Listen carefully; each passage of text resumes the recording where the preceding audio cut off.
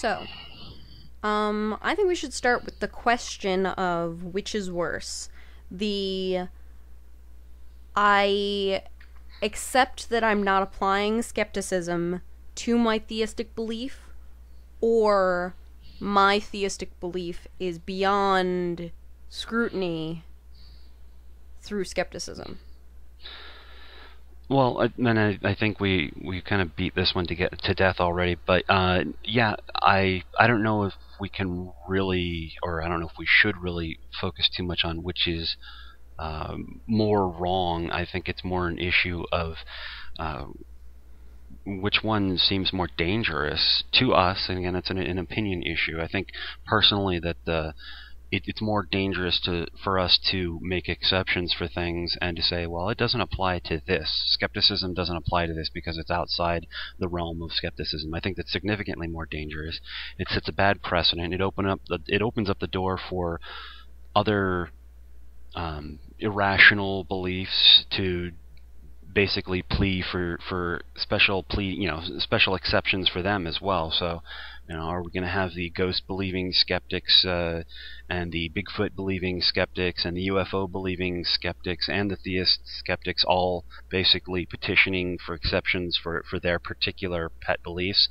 And I think that's more dangerous than the people who say simply that they're not going to apply skepticism to this particular topic. No, I agree. The idea of, well, it just doesn't apply here. And the legitimate skeptical community accepting that answer is dangerous. At least there should be acknowledgement that these people are not using skepticism and applying it to something that can be skeptically scrutinized. Because the whole issue that we're discussing is why, within the skeptical community, this particular conversation is being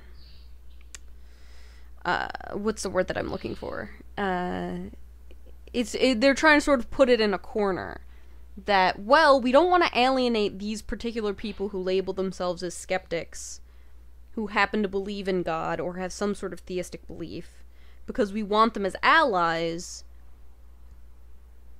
Basically, yeah, it comes down to we don't want to faction the skeptical community.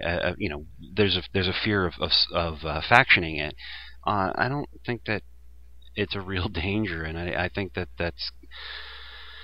I think it does really come down to burying the head in the skeptical community wanting to bury its head in the sand over this particular really prevalent irrational belief, and that's what it really comes down to. And it is an appeal to popularity because it's a very popular fucking irrational belief. So we don't want to exclude this fairly large chunk of irrational believers from our rational skeptical thinking community.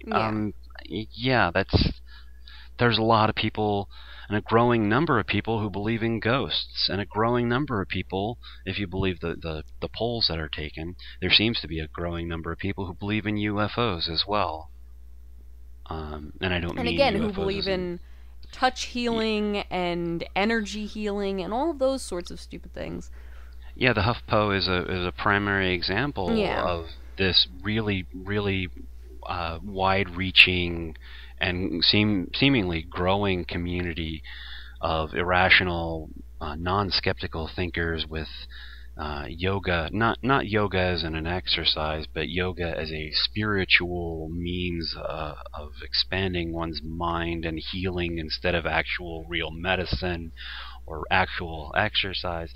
Like I said, yoga is a fine thing if there's nothing wrong with it as a physical exercise, but to think that it's anything beyond that I think it's potentially problematic. The general idea of leaving a particular pet belief to the side and being like, well, we're just not going to talk about that particular brand of irrational belief because it might hurt some people's feelings leaves the door open for other irrational beliefs that Yeah. Well, and this leads into the real crux of what we came here to discuss today, which the skeptical community's hesitance to actually examine religious topics comes to what we really started talking about this morning, which was this the dick atheists, the dick meme, as P.Z. Myers put in his blog, and this growing tendency to label people who actually stand up for skepticism as being dicks for it.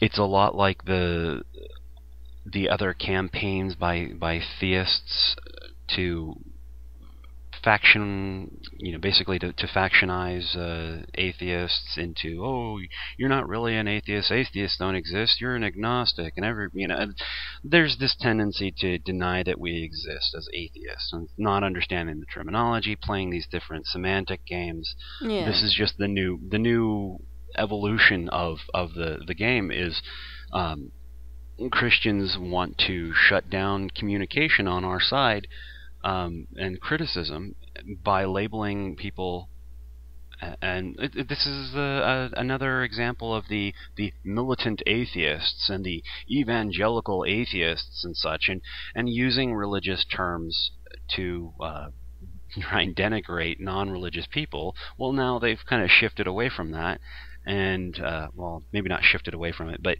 certain elements are starting to play this little game of equivocating hurt feelings with physical assaults, and we see all these different metaphors associating, warriors and war and all this, and it's like, no, it's not comparable. It's not even remotely comparable.